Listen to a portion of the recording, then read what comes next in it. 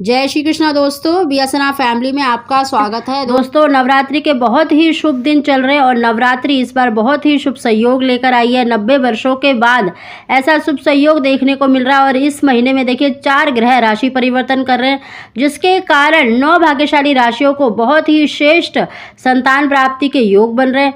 साथ ही दोस्तों, आज की वीडियो में हम नवरात्रि में किया जाने वाला एक ऐसा उपाय बता रहे हैं जिसके करने से निश्चित ही अगर आपके ऊपर किसी तरह का मतलब ग्रह दोष है, कोख बंधी हुई है, संतान की प्राप्ति नहीं हो पा रही है, तो आप अवश्य ही इस उपाय को करें। और साथ ही अगर आप पुत्र की कामना रखते हैं या संतान की इच्छा रखते हैं तो संतान प्राप्ति के लिए इस उपाय को अवश्य करें। दोस्तों, आज की वीडियो में हम 2 ऐसे उपाय बता रहे हैं जिसके कारण आपको निश्चित ही संतान सुख प्राप्त होगा। दोस्तों, उसकी जानकारी देने से पहले अगर नहीं किया तो सब्सक्राइब अवश्य ही कर ले, बगल में बेल आइकन को दबा दें जिससे मेरे आने वाली सभी वीडियो का नोटिफिकेशन सबसे पहले आप तक पहुंच सके। दोस्तों, इस उपाय को आप नवरात्रि के किसी भी दिन कर सकते हैं, लेकिन देखिए अगर 5वें नवरात्र में करते हैं, क्योंकि जो स्कंद माता है वो संतान को, पुत्र को देने वाली है। 5वें नवरात्र में अष्टमी या नवमी के दिन करें तो बहुत ही श्रेष्ठ है। चाहे तो आप तीनों दिन कर सकते हैं, नहीं तो आप एक दिन तो अवश्य करें। माता रानी की कृपा अवश्य ही होगी और आपको मनवांछित संतान की प्राप्ति अवश्य ही होगी। दोस्तों, इस उपाय को करने के लिए देखिए आपको एक पान का पत्ता लेना है, उस पर रोली से आपको स्वास्तिक बनाना है। साथ ही आपको उसमें 2 लौंग और 2 इलायची रखनी है। अगर पुत्र की कामना रखते हैं तो एक जायफल रखें। अगर आप सिर्फ संतान की इच्छा रखते हैं तो आपको सुपारी रखकर माता रानी के आगे अर्पित कर देना है।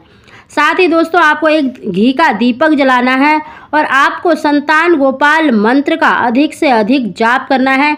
आपको तब तक मतलब जाप करना है जब तक कि वो दीपक शांत ना हो जाए, यानी बिल्कुल अस्त ना हो जाए। तो आप अपनी इच्छा अनुसार उस दीपक में घी डालें कि जब तक कि आप ये मतलब मंत्र का जाप कर सके। देवकी सुत गोविंदा वासुदेव जगतपते देही में तनयम कृष्णा त्वाहम शरणम गता। दोस्तों, एक तो ये उपाय करना है। साथ ही पति पत्नी मिलकर अगर एक जटा वाला नारियल लेते हैं, उस पर रोली से स्वास्तिक बनाएं और साथ ही अपनी मनोकामना बोलकर अगर 7 बार उस पर कलावा लपेटकर माता रानी के चरणों में अर्पित करते हैं तो शीघ्र ही उनको मनवांछित संतान की प्राप्ति होती है। दोस्तों, इस नारियल को आप चढ़े ही रहने दें और जिस भी दिन आप कन्या पूजन करते हैं, अष्टमी के दिन, नवमी के दिन, उस दिन आप किसी भी बड़े बुजुर्ग से अपनी मतलब झोली अवश्य भरवाएं।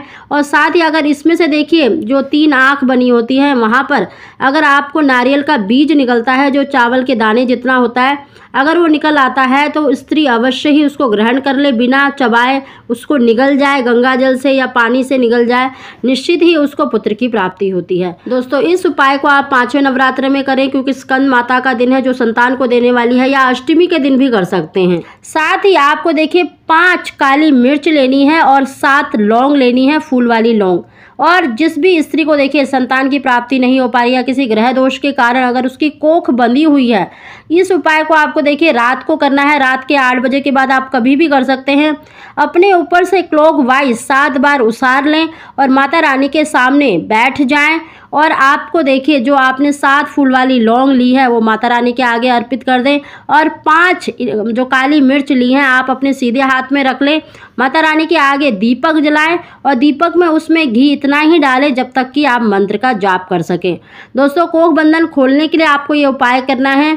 आपको इस मंत्र का उच्चारण करना है, ओम ऐं ह्रीं क्लीं चामुंडाय विच्चय। ओम ऐं ह्रीं क्लीं चामुंडाय विच्चय। इस मंत्र का तब तक आपको जाप करना है जब तक कि वो दीपक शांत ना हो जाए। उसके बाद देखिए जो आपने काली मिर्च ली है उसको आप अपने घर की छत पर, बालकनी पर या चौराहे पर जाएं, अपना मुंह पूरब की तरफ करें और आपको चारों दिशाओं में एक एक काली मिर्च फेंक देनी है। और जो आखिरी जो 5वीं काली मिर्च है अपने सीधे हाथ में रखें, अपनी मनोकामना बोले, जो भी इच्छा रखते हैं संतान की, पुत्र की, उसको बोले और उसे ऊपर की तरफ फेंक दें, आसमान की तरफ आपको फेंक देना है। दोस्तों, और जो साथ ही जो आपने फूल वाली लौंग माता रानी के आगे अर्पित करी हैं उनको आपको कपूर के साथ मतलब कपूर 2-3 टिक्की रखें और कपूर में जला दें। आप ये माता रानी के आगे भी कर सकते हैं, अपने कमरे में भी कर सकते हैं। दूसरे दिन या कुछ समय बाद या 1-2 घंटे के बाद आपने अपनी छत पर या बालकनी पर मतलब जो काली मिर्च फेंकी है, अगर आपको देखिए उनमें से कोई भी एक काली मिर्च मिल जाए तो आप तुलसी की मिट्टी में उसको दबा दें।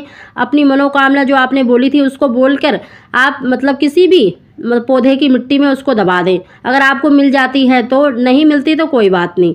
दोस्तों ये दोनों ही उपाय करें, यकीन मानिए आपके जितने भी ग्रह दोष हैं वो तो दूर होंगे ही, साथ ही आपको मनवांछित संतान की प्राप्ति होगी।